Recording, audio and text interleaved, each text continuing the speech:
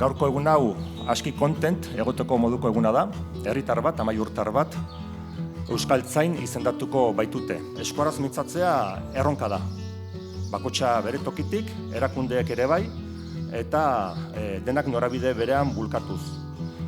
Lege honak behar ditugu, euskararen aitortza instituzionala ere bai, baztanek eta akademiak eta euskaltzaindiak badute aspaldiko harreman bat.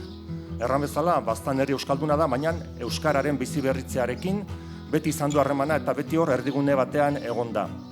Pascual Recalderi buruz bi solas, ez bere alderdi akademikoaz, zientifikoaz, profesionalaz, beti hurbil izan dugu, edozen gauza behar ginuelarik, beti prest egon da laguntzeko, bai irratietan, Xorroxin irratian adibidez, bai udaletxeak eskatu diolaik, laguntza beti hor egon da edozein zalantza argitzeko edo edozein ekarpen egiteko.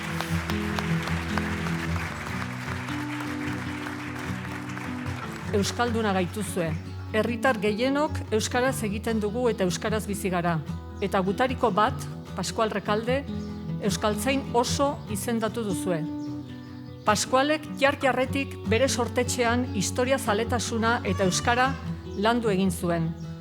Ongi oroitzen naiz ni Neroni, Juaniko Teneko sarreran, mahai baten inguruan, paperez inguratua egoten zela bere unibertsitateko garaian. Letra unitz eta marrazki gutxi pentsatzen nuenik nere baitan. Gure amaiurko lehen euskaltzaina dugu, gure herriaren memoria euskalduna baita eta Pascual Recalde gure herriaren isla dugu.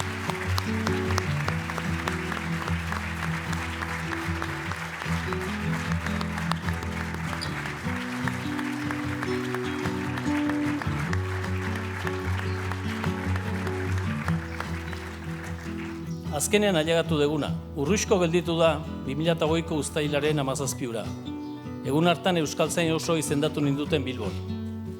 Gogoan dut euskaltzain buruak zer erran zidan. Euskaltzaina izatea ohorea da, baina ohoreak lana ere badakar berekin.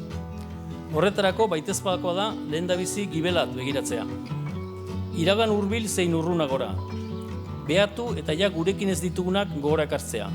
Berezikizu aita, zuri etxean adituak baliatu ditut hemengo zer nahi agertzeko. Beti erakutsi baitiguzu, zeinen importantea den lehenagokoek diotena aditu, gogoan izan, eta haiek barneratzea, bizian indarrez segitu nahi bada. Iragana atzendu gabe eta etorkizunari begira. Eta gure artean dauden artean berezikizu ama. 78 urte hontan amaiurren egonik ere, aritzakungo jendearen bizitasun eta mintzo berezi hori galdu ez duzuna. Zuri zordizkizu eta arestian aipatu erramolde horiek. Horren bertzez, iraganari ukoin gabe, arrunt pozgarria da gaur ikustea amaiurrek, inguru zabalak bizirik eta euskaldun segitzen dutela.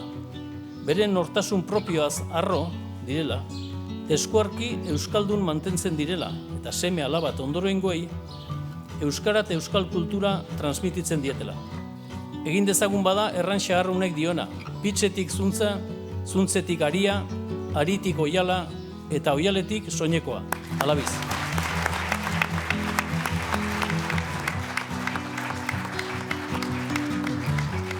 Hor dago, gure Pascual, euskaltzain oso berriaia ez da, zahartu, berak.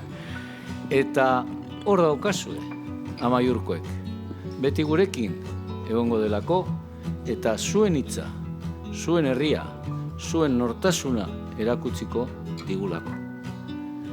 Horretarako ekarri dugu gure kofradiara, horretarako bere jakituria, hain zuzen ere gure artean partitzeko edo konpartitzeko eta baita ere Nafarroaren eta Amaiurko eta Baztanen ahotsa Euskararen Akademian entzuna izan dadin. Mila esker. Hurrengora arte.